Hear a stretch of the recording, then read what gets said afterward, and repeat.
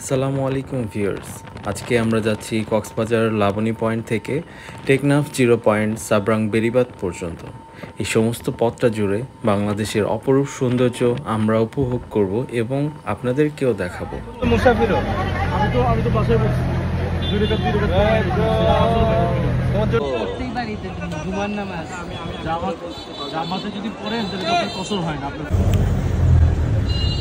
দিন শেষে চিন্তা করে দেখলাম যে তো আমার টিমেরই মেম্বার সব না নিয়ে গেলে কিরকম হয়। আমরা লাবণী পয়েন্ট থেকে আমাদের যাত্রা শুরু করলাম। তো যেতে যেতে কিছু বিষয় আপনাদের সঙ্গে শেয়ার করে দিই। আমরা এই চাঁদের গাড়িটি ভাড়া করেছি লাবণী পয়েন্ট থেকে। আপনারা চাইলেও এখান থেকে নিতে পারেন, তবে নেওয়ার সময় ভাড়াটা একটু দরাদরি করে নেবেন, কারণ হচ্ছে তারা একটু ভাড়া বেশি চেয়ে থাকে। আমরা এই গাড়িটি ভাড়া করেছি ৯,০০০ টাকা দিয়ে। আমরা যাচ্ছি ১০ জন। আপনারা চাইলে সর্বোচ্চ ১২ জনও এই গাড়িটাতে যেতে পারেন।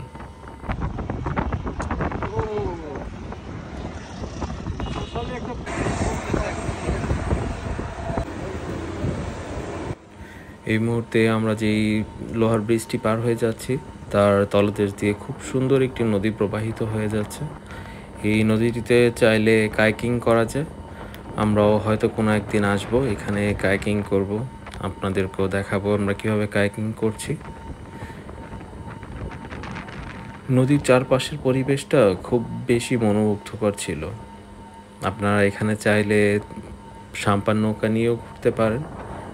নদীর পাশেই বেশ কিছু সাম্পান নৌকা আপনারা পেয়ে যাবেন। ওই যে দেখুন, সারি সারি সাম্পান নৌকা দাঁড়িয়ে আছে, আর এইখানে কায়াকিং করার জন্য বেশ কিছু নৌকা পাবেন।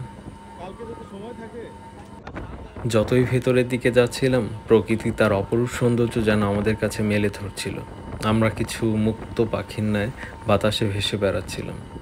আমরা সকলেই খুবই উৎফুল্ল ছিলাম। সত্যি এই অপরূপ সৌন্দর্য যে চোখ দেখেছে সেই জানে তার অনুভূতি।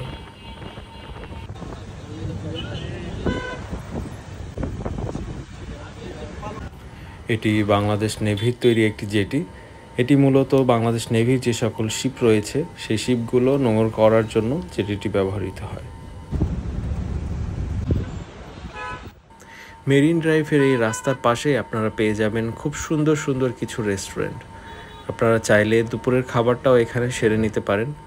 খুব মনোমুগ্ধকর এই পরিবেশে খাওয়ার মজাটাই আলাদা, তাই না?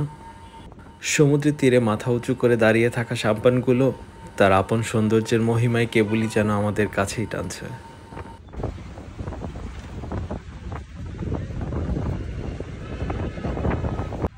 এই সৌন্দর্যের টানেই হয়তো একটু না নেমে পারলাম না।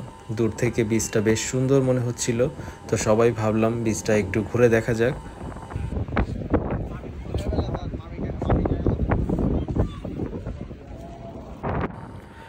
ওই যে দূর সমুদ্র তীরে মাথা উঁচু করে দাঁড়িয়ে আছে সাম্পানগুলো। সাধারণত এই সাম্পানগুলো জেলেরা মাছ ধরার জন্য ব্যবহার করে থাকে। রোদ ঝড় বৃষ্টিতে সমুদ্রের বড় বড় ঢেউকে উপেক্ষা করে জেলেরা ছুটে চলে মাছ ধরার উদ্দেশ্যে গহীন সমুদ্র তটে। যেহেতু সমুদ্রের বড় বড় ঢেউকে উপেক্ষা করে চলতে হয়, এজন্য সাম্পানগুলোর মাথাগুলো একটু উঁচা হয়ে থাকে। ছোট ভাই মিনহাসকে একটা ভিডিও করে দিলাম, তো এই ভিডিওটা আর বেশি লম্বা। আমরা এখন ইনানি বিচ থেকে ফেরত যাচ্ছি, যেহেতু আমাদের অনেকটা পথ যেতে হবে।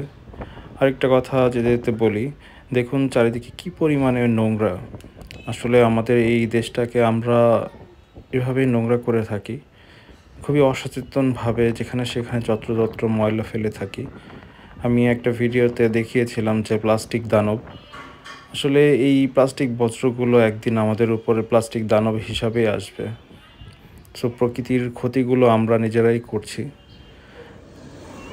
সো এই ভিডিওর মাধ্যমে সকলের কাছে অনুরোধ করব, আমরা যত্রতত্র ময়লা না ফেলি, নির্দিষ্ট স্থানে এই ময়লাগুলো ফেলবো, যাতে আমাদের এই পরিবেশগুলো খুব পরিচ্ছন্ন থাকে, আমাদের ভবিষ্যৎ প্রজন্মকে আমরা সুন্দর একটি দেশ উপহার দিয়ে যেতে পারি। আমাদের গাড়ির কাছে চলে আসছি আমরা।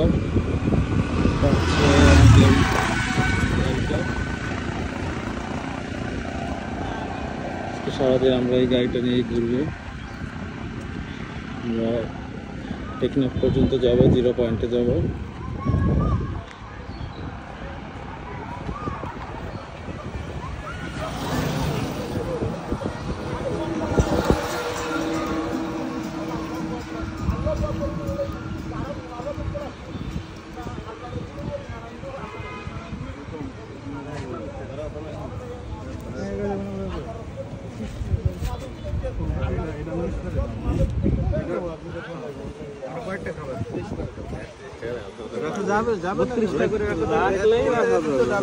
তোমাদের এদিক থেকে আমাদের এদিক ডাব যাই হোক 130। ঠিক আছে সেটা ভালো কথা। আমাদের এখান থেকে আগে থেকে ডাব তখন এদিক থেকে আসতে হবে।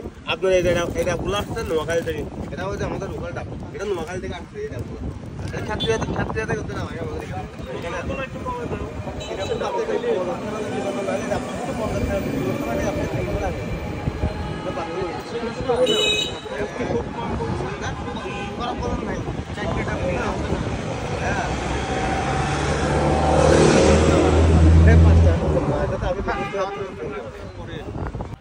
রোদে ঘোরাঘুরি করতে করতে আমরা সকলেই বেশ তৃষ্ণার্ত ছিলাম। তো এবার ডাব খাওয়ার পালা।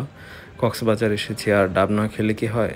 যদিও ডাবের দাম একটু বেশি, হয়তো পর্যটকের ডাবের চাহিদাটা একটু বেশি, এই বলেই হয়তো ডাবের দামটা একটু বেশি। যেহেতু রোদে ঘোরাঘুরি করছি, তাই একটু মজার ডাব খেয়ে রিফ্রেশ হয়ে নিলাম। তো এখন আমরা আবার রওনা দিচ্ছি।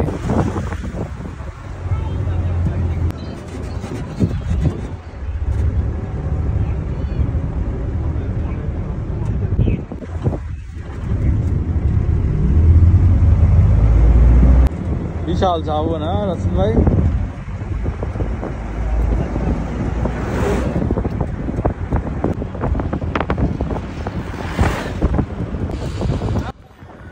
কেউ হয়তো পাহাড় ভালোবাসেন, কেউ হয়তো বা সমুদ্র। আমি তো দুইটাই ভালোবাসি। দেখুন, এক পাশে পাহাড়, আরেক পাশে সমুদ্র। কি অপরূপ সুন্দর এই দৃশ্য। এতটুকু একটি দেশ আমাদের এই বাংলাদেশ, তারপরও কি সুন্দর এই বেলাভূমি।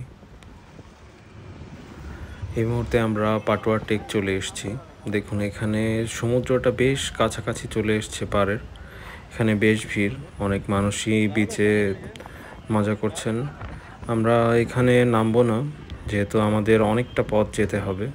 কক্সবাজার থেকে টেকনাফ 0 পয়েন্ট পর্যন্ত দূরত্ব আনুমানিক 80 কিলোমিটারের মতো। তো বেশ সময় লেগে যাবে, এজন্য আমরা এখানে দাঁড়াচ্ছি না।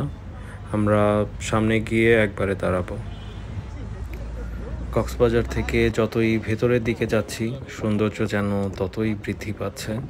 এদিকে দেখতে পাচ্ছিলাম যে সমুদ্রের ঢেউগুলো বেশ বড় বড় হয়ে আসছে, বেশ কাছাকাছি চলে এসছে সমুদ্র পাড়ের।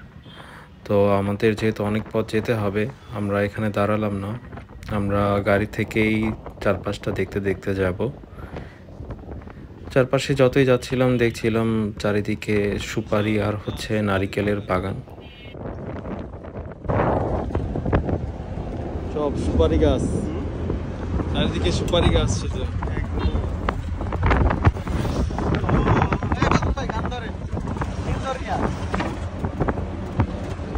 ওরে নীল দরিয়া আমায় দে রে দে ছাড়িয়া।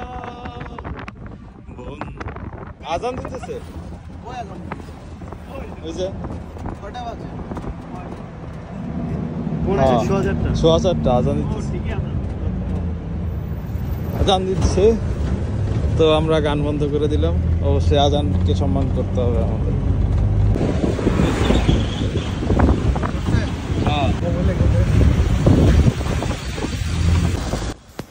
যতই ভেতরের দিকে যাচ্ছি, ততই যেন নতুন নতুনভাবে সৌন্দর্যটা চোখে ধরা দিচ্ছে। এত অপরূপ দৃশ্য, সত্যি আমি আগে কখনো দেখিনি। দেখুন, সমুদ্রের পাশে সাম্পানগুলো দাঁড়িয়ে আছে, কি অপরূপ দেখতে লাগছে।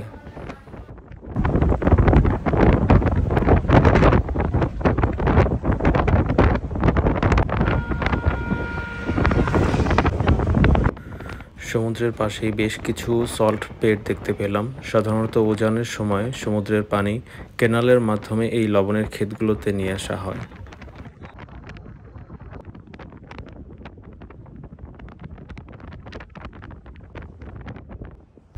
জেলেদের সাম্পানগুলো ঝাউবনের বুক চিরে চলে আসা কেনালের মাধ্যমে বেশ ভেতরের দিকে পাড়ের কাছাকাছি চলে আসতে পারে। আমরা দেখি রাস্তার চারিদিকেই অনেক সলভেট রয়েছে। বিভিন্ন এনজিওর মাধ্যমে এই সলভেটগুলো, এই লবণের ক্ষেতগুলো তৈরি করা হয়। বেশ বিপুল পরিমাণেই বাংলাদেশে লবণের চাষ হয়ে থাকে।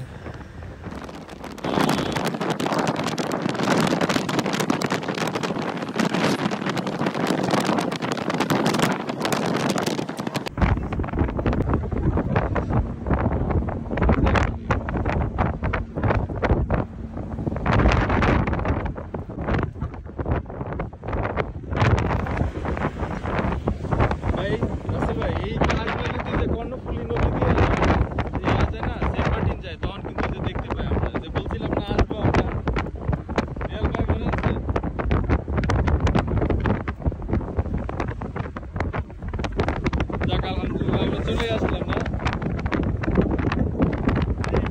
আমরা যে সেন্ট মার্টিন যাওয়ার সময় এই পাহাড়গুলোর পাশ দিয়ে কর্ণফুলী নদী হ্যাঁ কর্ণফুলী নদী নদী যায় সমুদ্রে মিশছে।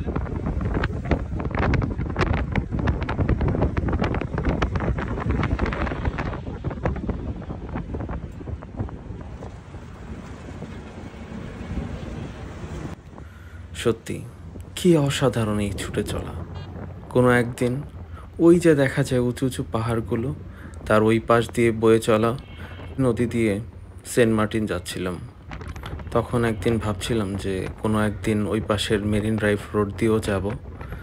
আজ আলহামদুলিল্লাহ চলে আসলাম। সত্যি কি অসাধারণ। আহাজি বসন্তে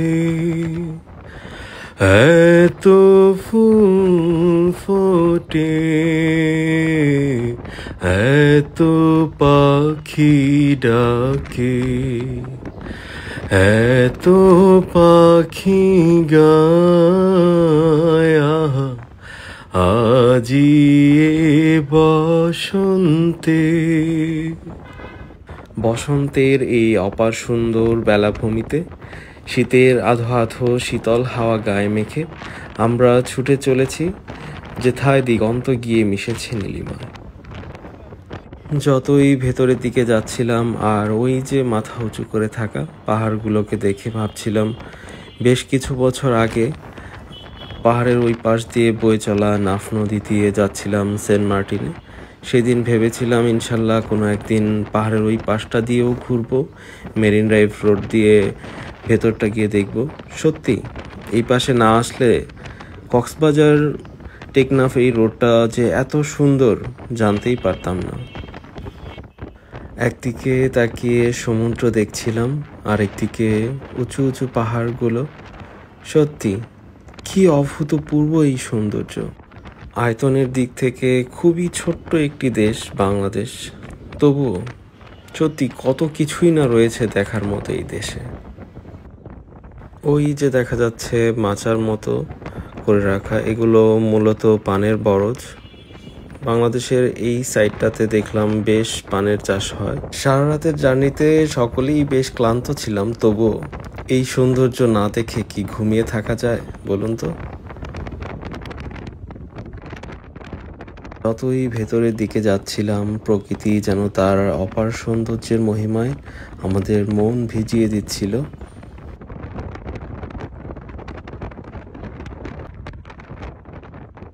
আমরা এখন টেকনাফের এরিয়াতে চলে এসেছি। টেকনাফের এই গ্রাম্য পরিবেশটাতে ঘুরে সত্যি খুবই মনোমুগ্ধকর লাগছিল। কোথাও পানের বরজ, কোথাও সুপুরির বাগান, কোথাও নারিকেলের বাগান, কোথাও ছোট্ট ছোট্ট গ্রাম্য কুঁড়ে ঘর। সত্যি যতই ভেতরের দিকে যাচ্ছি সৌন্দর্য যেন ভিন্ন ভিন্ন রূপে আমাদের চোখে ধরা দিচ্ছিল।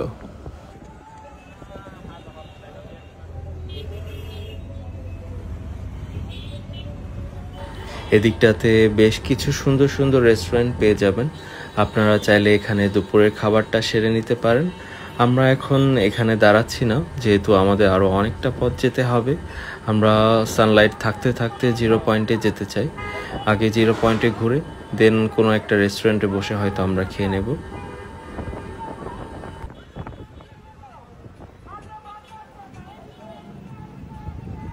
যতই ভেতরের দিকে যাচ্ছিলাম দেখছিলাম সমুদ্রের ঢেউগুলো তীরের বেশ কাছাকাছি চলে এসছে, আর এইদিকে ঢেউগুলো ছিল বেশ বড় বড়।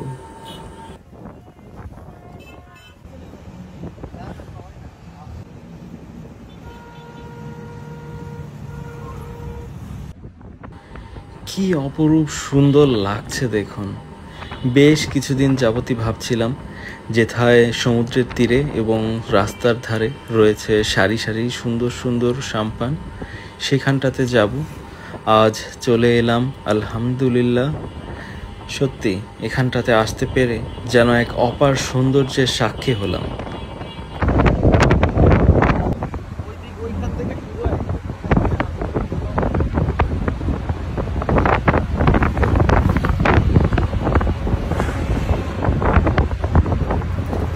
দু নয়ন ভরে সাম্পানগুলো দেখছিলাম আর ভাবছিলাম সাম্পানগুলো যেন দিবারাত্রি এক সারি প্রহরীর ন্যায় দাঁড়িয়ে আছে।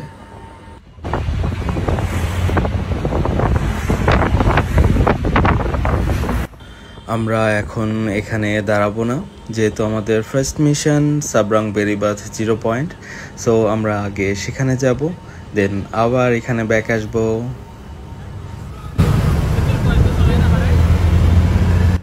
পৃথিবীর অনেক জায়গাতেই হয়তো সমুদ্র রয়েছে, কিন্তু এমন অপরূপ সুন্দর সুবিশাল সমুদ্র বীচ পৃথিবীর কোথাওই নেই। বেশ লম্বা একটা পথ পাড়ি দিয়ে আমরা টেকনাফ 0 পয়েন্টের কাছাকাছি চলে এসেছি। সো ফাইনালি সাবরাং বেরিবাঁধ 0 পয়েন্টে চলে এলাম। এই গোধূলি বেলায় বাংলাদেশের এক প্রান্তে চলে আসতে পেরে আজ এক অসাধারণ অভিজ্ঞতার সাক্ষী হলাম। এখন ফেরত যাওয়ার পালা। আমরা যেহেতু পানশিগুলোর ওইখানে যাব, সূর্যাস্ত দেখব। সো ওখানে গিয়ে আমরা ঘুরে দেখব এবং আপনাদেরকেও দেখাবো। সো ভিউয়ার্স, যেহেতু বেশ বড় একটি ভ্রমণ সিরিজ, তো ভিডিওগুলো না টেনে শেষটা পর্যন্ত দেখবেন। চলে এসেছি যেন এক স্বপ্নের জগতে, যেথায় নেই কোনো কোলাহল, শুধু প্রকৃতি যেন আপন সুরে গাইছে। যত দূরে চোখ যায় দেখি প্রকৃতি যেন তার আপন সৌন্দর্যের মহিমায় মন ভিজিয়ে দেয়। 0 পয়েন্টের দিকে যাওয়ার সময় আমরা রাস্তার পাশে এবং সমুদ্রের তীরে বেশ কিছু সাজানো সাম্পান দেখতে পেয়েছিলাম। তো আমরা মূলত এখন সেই দিকেই যাচ্ছি। আর যেতে যেতে গাড়ি থেকে আমরা এই অপরূপ সুন্দর সূর্যাস্ত উপভোগ করছি। সত্যি এ যেন এক পানশির রাজ্য। মাথা উঁচু করে পানশিগুলো যেন তাদের অস্তিত্বের জানা দিচ্ছে।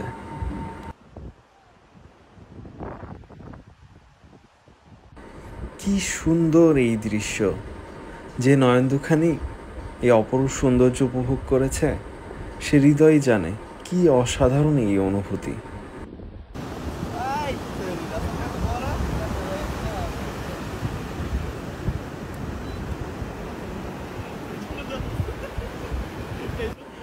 অনেকটা ভেতরের দিকে বলে হয়তো এদিকে পর্যটকদের আনাগোনা একদমই কম, বেশ নিরিবিলি পরিবেশ। তবে আমার কাছে মনে হয়েছে কক্সবাজারের আসল সৌন্দর্য যেন এই দিকেই। তবে 90% পর্যটকই এদিকে আসেন না। তারা সাধারণত লাবণী পয়েন্ট থেকে তার আশেপাশের বিচগুলো ঘুরেই ফেরত চলে যান। কেউ হয়তো বা পাহাড় ভালোবাসেন, কেউ হয়তো বা সমুদ্র ভালোবাসেন। তবে আপনি যদি মেরিন ড্রাইভের রোডটাতে আসেন তাহলে একই সঙ্গে দুটোই দেখতে পাবেন, এক পাশে পাহাড় আরেক পাশে সমুদ্র। একই সঙ্গে পাহাড় এবং সমুদ্র পৃথিবীর খুব কম জায়গাতেই রয়েছে। তবে আমাদের এই কক্সবাজারের মতো সুবিশাল সমুদ্র সৈকত পৃথিবীর কোথাওই নেই।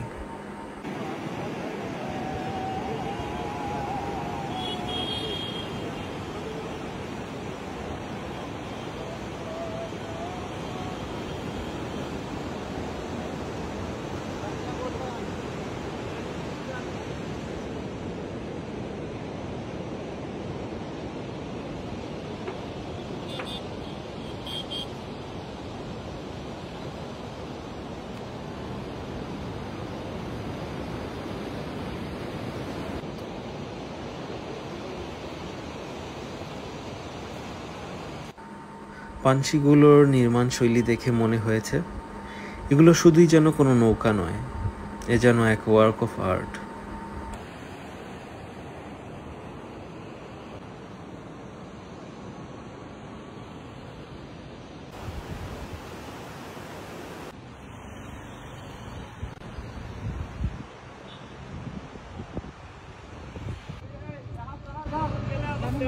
উঠো উঠো উঠো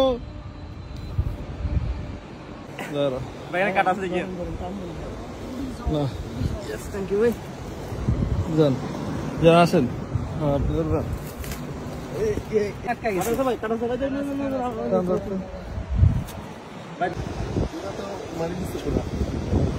গাছ না ভালো কাটা কিন্তু একেবারে পায়ে ভিজে গেছে একদম। আমরা এখন এখান থেকে ফেরত যাচ্ছি।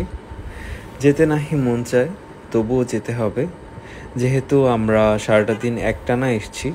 সকলেই বেশ ক্ষুধার্ত ছিলাম, তো আমরা এখন একটা রেস্টুরেন্টে গিয়ে বসবো। সো ভিউয়ার্স, সকলেই অনেক অনেক ভালো থাকবেন। দেখা হবে আগামী ভিডিওতে। আল্লাহ হাফেজ।